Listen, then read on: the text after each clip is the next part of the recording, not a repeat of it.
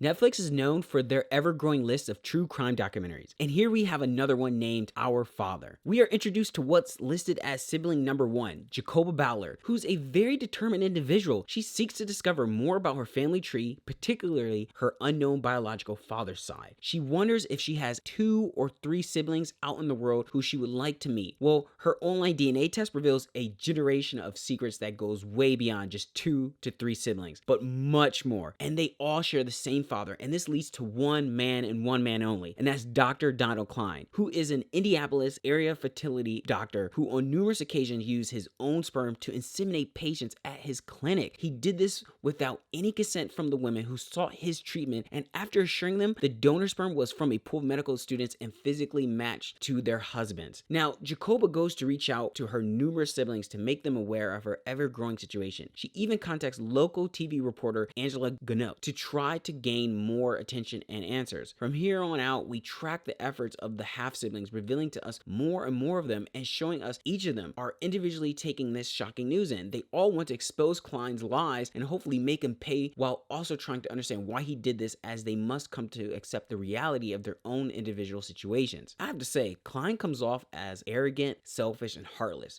Like, where is the remorse or accountability? I felt sorry for Jacoba and her countless numbers of half-siblings who are all left wondering what were Klein's motives. I found myself thinking the same thing. Why did he do this? Was it some subconscious sexual desire or fetish that he had, or the sense of empowerment to spread his seed? I mean, who knows? Who could really say? I feel that everyone here builds up a reasonable case against Dr. Klein. However, what I found to be surprising is that we don't have any laws to handle situations such as this. It was very troubling to see that the legal system didn't do much here. I kept thinking about fraud charges. What about fraud charges? Why can't the law get him on that? What hurts this documentary in making it less effective is the lack of focus in some areas, with not providing much information or perspective, such as the Quiverful cult and Dr. Klein's connection to it, or how he maybe has friends in high places to help him out when he's in a bit of a bind. And none of these are fully explored further, and we are only left to see the siblings and their complicated and frustrated emotions. That is, quite frankly, sad to see. I would have liked to hear what Dr. Klein's wife thought about all this. As the doc goes, I became even more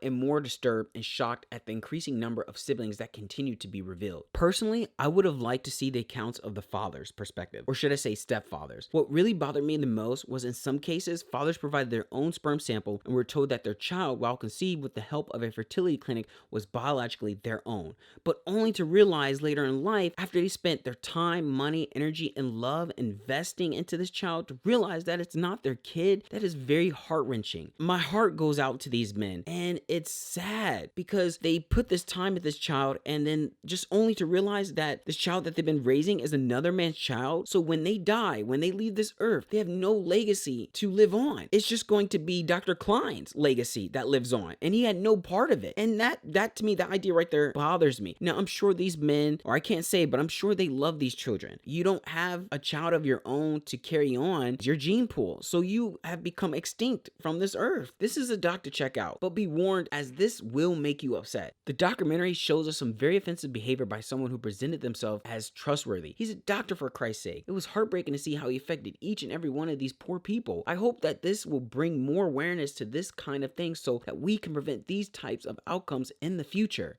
I'm just saying.